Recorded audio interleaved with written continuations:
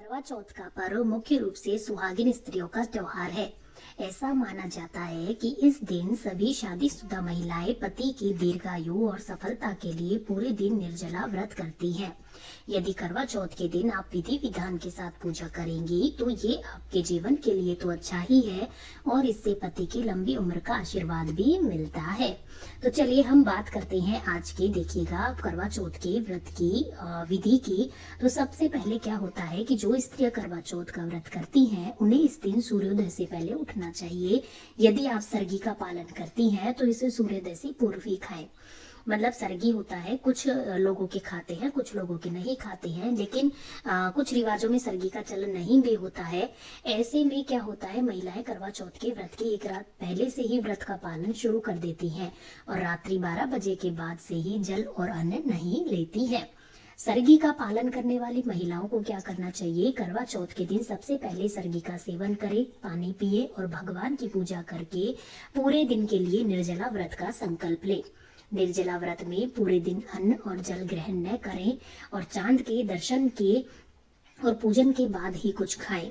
शाम के समय पूजा करते हुए पति की दीर्घायु की कामना करते हुए चंद्रमा से प्रार्थना करें और व्रत का पारण करें।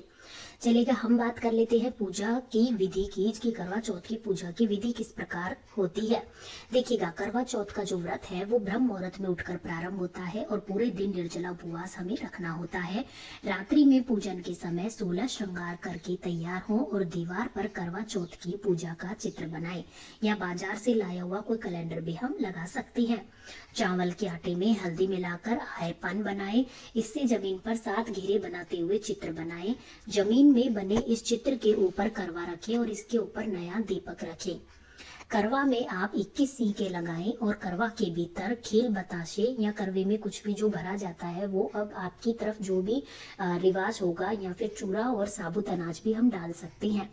करवा के ऊपर रखे दीपक को हम जलाते हैं या प्रज्वलित करें। फिर इसके बाद आटे की बनी पूड़ियाँ, मीठा हलवा, खीर, पकवान और भोग की सभी सामग्रियां रखें। इस पूजा में मुख्य रूप से चावल के आटे का प्रसाद तैयार किया जाता है और व्रत खोलते समय जल के बाद सबसे पहले इसी प्रसाद को ग्रहण करना चाहिए।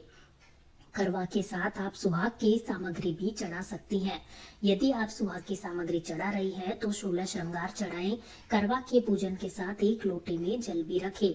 इससे चंद्रमा को हमें अर्घ देना होता है। पूजा करते समय करवा चौथ व्रत कथा का पाठ करें।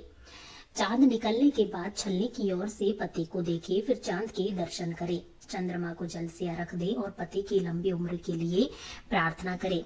इस विधि से यदि आप अच्छे से करवा चौथ का व्रत करते हैं तो बिल्कुल आपकी जो मनोकामनाएं हैं जरूर पूरी होती हैं। मैं बात करूं पूजा के समय की, करवा चौथ पर किसकी पूजा होती है, काफी लोगों का ये प्रश्न भी रहता है। तो करवा चौथ व्रत में भगवान शिव, माता पार्वती, कार्तिकेय और भगवान गणेश की विधि विधान के साथ पूजा की जाती है।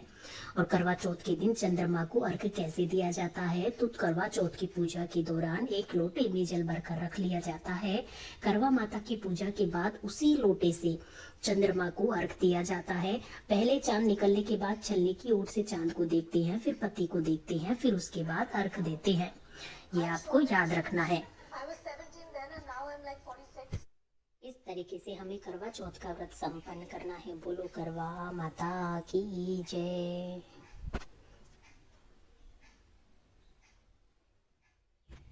करवा माता आप सभी के पतियों को लंबी आयु प्रदान करे। जय माता पार्वती, जय भोले शिव की जय, गणेश जी महाराज, कार्तिकेय महाराज की जय।